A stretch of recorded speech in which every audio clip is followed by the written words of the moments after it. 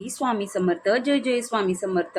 तर बघा मंडळी, उद्या आहे आषाढ मधली संकष्टी चतुर्थी.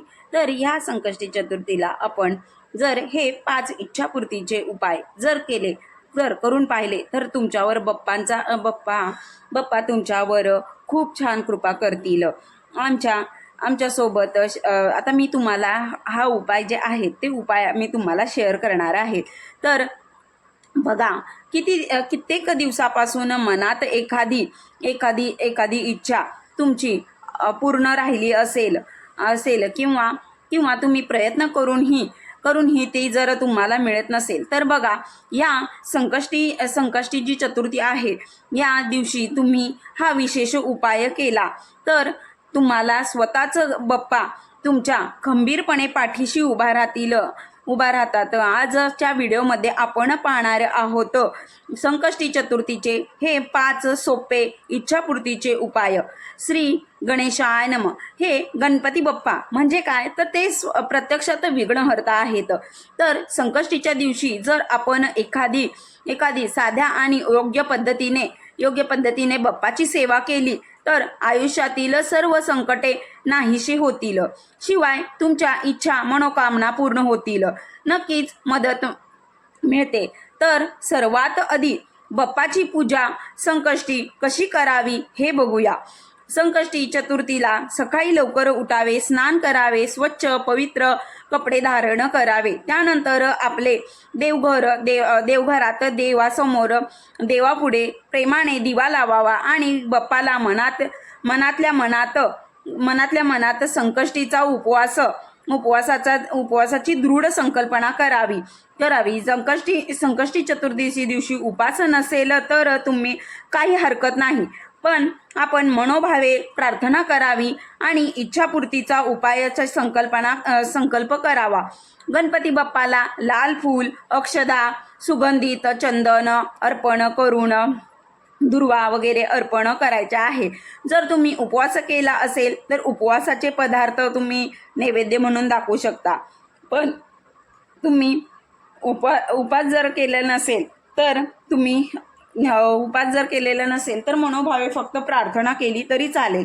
मग तुम्ही सायंकाळी काय करायचं आहे, स्वच्छ हातपाय धुवून देवापुढे अत्यंत प्रेमाने म्हणजे आपल्या गणपती बाप्पापाशी बसायचं आहे. दिवा वगैरे लावायचा आहे. लाल रंगाचे फूल, वस्त्र जानवे अर्पण करायचे आहे.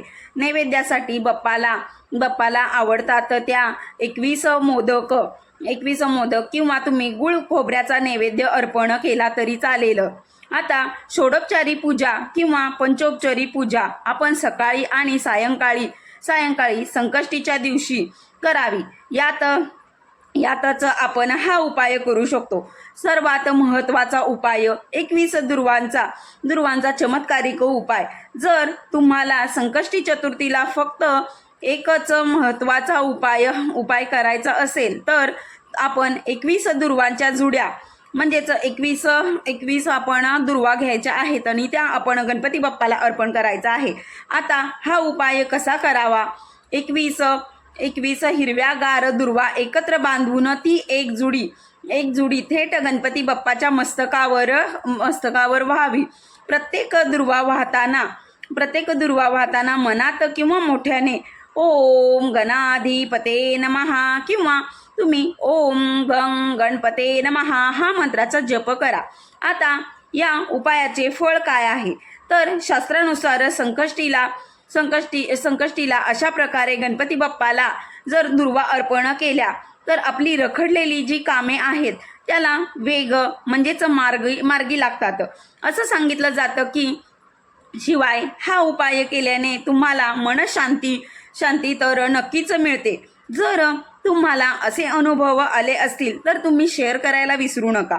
शिवाय आपण दुसरा उपाय करू शकतो, तो म्हणजे 21 गुळ खोबरे किंवा तिळाचे लाडूचा नैवेद्य आपण गणपती बाप्पाला अर्पण करू शकता.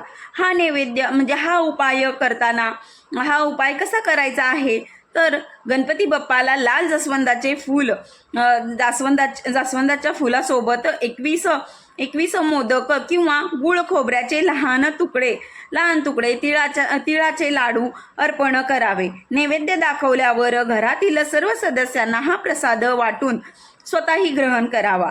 या उपायाने घरात सुख समृद्धी वाढते आणि आर्थिक अडचणी दूर होतात. असेही सांगितले जाते की आता ज्यांना पैशाची अडचण आहे त्यांनी हा उपाय आवर्जून करावा आणि तुम्हाला आलेले अनुभव शेअर करा. तिसरा महत्त्वाचा उपाय म्हणजे तुम्हाला गणपती बाप्पाचा मंत्र जो आहे तो 108 वेळा जप करायचा आहे. होय, संध्याकाळच्या वेळी चंद्रोदयाच्या पूर्वी आपण लाल किंवा पिवळ्या वस्त्रावर बसून रुद्राक्षाच्या किंवा तुळशीच्या माळेवर आपण पुढील मंत्र जप करू शकता. मंत्र साधा आणि सोपा आहे. ओम गंग गणपते नमः. हा मंत्र नकारात्मक ऊर्जा नष्ट करते. बुद्धीचा विकास वाढतो आणि मनातील इच्छा पूर्ण होतात. नक्कीच मदत होते. असं सांगितले जाते की हा उपाय सुद्धा तुम्ही करून पहा आणि नक्कीच तुम्ही आम्हाला कमेंट करा जर तुम्हाला काही फरक वाटला तर. तो म्हणजे आता चंद्रदेवताला विशेष अर्घ. या दिवशी आपण म्हणजे गणपती बाप्पांना आपण चंद्रोदयाशिवाय आपण त्याचा उपास सोडत नाही. मग आपण अशा वेळी चंद्राकडे आपण पाहून त्यांना कच्च्या दुधाचा आपण अर्घ द्यायचा आहे. म्हणजेच काय तर अर्घ म्हणजे काय तर तुम्ही नैवेद्य म्हणून तिथे ठेवलं तरी चालेल. तर तुम्ही हा छोटासा उपाय जो आहे तर तो करून बघायचा आहे. तर बघा आता चंद्रोदयाची वेळ काय आहे तर बघा काही ठिकाणी म्हणजे आमच्याकडे तर 9:37 आहे. तर त्याच 5-10 मिनिटाचा फरक राहतो. अशा प्रकारे तुम्ही ह्या टायमिंगला गणपती बाप्पाचा आपण आरती वगैरे करायची आहे. त्याचबरोबर आपण चंद्रालाही थोडेसे दूध, अक्षदा, पांढरे फूल, चंदन टाकून मनोभावे त्यांना प्रार्थना करायची आहे की आजचा हा उपास माझा संपन्न केला आहे. आणि सोडण्यापूर्वी तुम्ही दिवसभरात कोणतीही एका गरजू व्यक्तीला किंवा बालकाला फळ किंवा तुम्ही तिळाचे दान करू शकता. शिवाय तुम्ही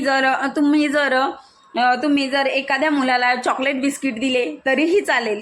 दान आपल्या ऐपतीनुसार कितीही आणि श्रद्धेने केले तर त्याचे तुम्हालाच पुण्य मिळणार आहे आणि अत्यंत फलदायी ठरू शकते. तर बघा एक महत्त्वाची गोष्ट त्यावेळी लक्षात ठेवा की या दिवशी विशाखा नक्षत्र असल्यामुळे तुमचे चित्त एकाग्र करून मनापासून कोणतीही तुम्ही प्रार्थना केली तर थेट ती गणपती बाप्पापर्यंत पोचणार आहे. अतिशय प्रभावी सुद्धा ठरू शकणार आहे. त्यामुळे पूजेच्या दरम्यान तुम्ही मन शांत ठेवा आणि श्रद्धेने आपण हे उपाय करा.